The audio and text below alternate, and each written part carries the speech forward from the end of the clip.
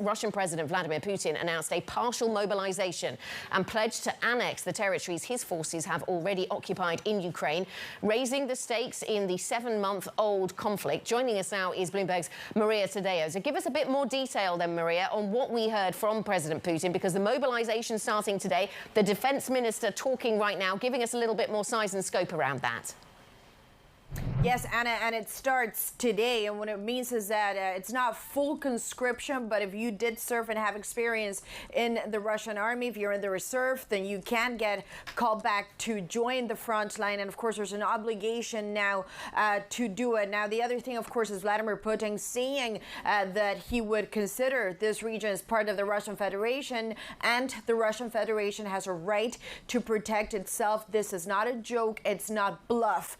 That is the words coming out from the Russian president. Of course, now this is clearly now manifestly an escalation in tone and form. If you thought still there could be a diplomatic solution to this in the medium term, after this, you can really kiss it goodbye. And then the other issue is, how will the West respond? And we have hints. One is they're not going to recognize these referendum. And then secondly, more sanctions perhaps to come involving or around the people that will put this vote to action. And then thirdly, and this is to me perhaps the biggest question of all, is how will the Russian society react to this? There is a big difference between watching a war on TV and of course perhaps rooting for your country and wishing Russia well, to now actually being called on the front line with a day's notice. This starts today, and that speaks to the urgency too of the Russian army to provide manpower to a very messy front line.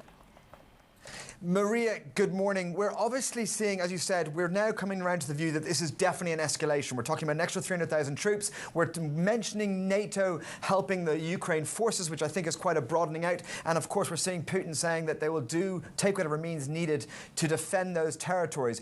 But what are we watching for next? The market is coalescing around an idea there's an escalation. How do we watch this from now? How do we know how much of an escalation? What are we kind of seeing for in terms of moves?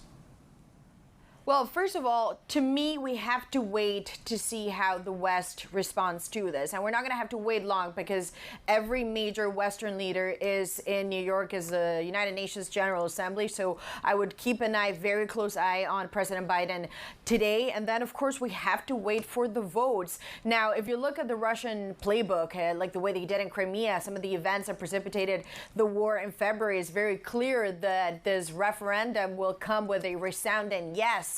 We want to join the Russian Federation. And I think it's that process from putting the vote to essentially joining the country that will be key. And that's where potentially violence may break out, with Ukrainians saying, no, we're not going to allow that. We want to go back to our internationally recognized borders going back to 1991.